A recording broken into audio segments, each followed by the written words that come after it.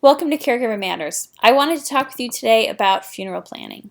This is important if you're caring for someone who has a chronic or terminal illness because at some point they will be passing on, and it's better for you as the caregiver to know what they want in terms of their funeral. It's better for them to know that they'll get the funeral and the services that they would prefer. So what do I mean by that? Well, say that they're a member of a church, but they've left that church because they don't like the minister.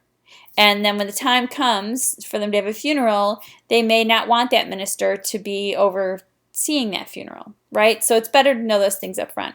It's better if they have a preferred funeral home to know what that funeral home is. If they want to be cremated, if they want open casket calling hours before they get cremated or in case they don't get cremated. If they want to have a funeral with a casket, or if they want to have a memorial service at which their body is not present. These are all really important things to know ahead of time.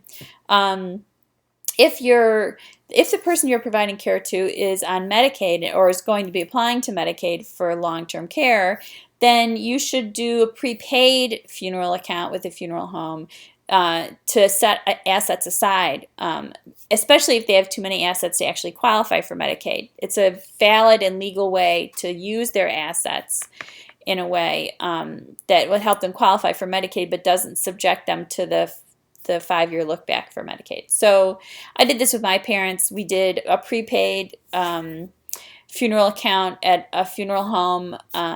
They didn't have a preference for the funeral home. I picked a funeral home, but they had preferences for the church, for the priest, for the types of prayer cards, for cremation, for the cemetery they wanted to be buried in. So all of these are things we talked about before they started moving into long-term care.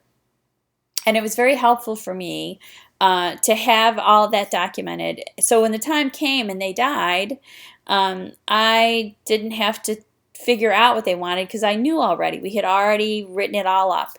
And I didn't have to come up with the money for most of it either because we had already prepaid the funeral. So there may be some increase in cost between the time you do the planning and the time you actually have the funeral. In my case, it was like 10 years later when we actually had the first of them died. So there was some increase in cost, but it was not really big. Some funeral homes will guarantee the cost won't change. Some won't guarantee that. It's a business decision that they make.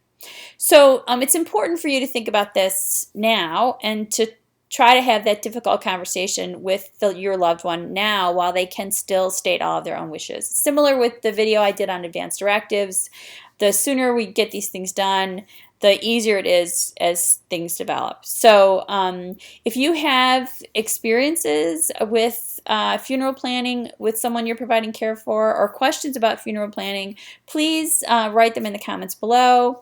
If you have other topics you'd like to hear me talk about, please also post those in the comments below. I'd love to discuss things that are useful and helpful to you. And last of all, please don't forget to subscribe to this channel so you can get updated videos when I post them. And until we speak again, take good care of yourself because you are the most important person in your life.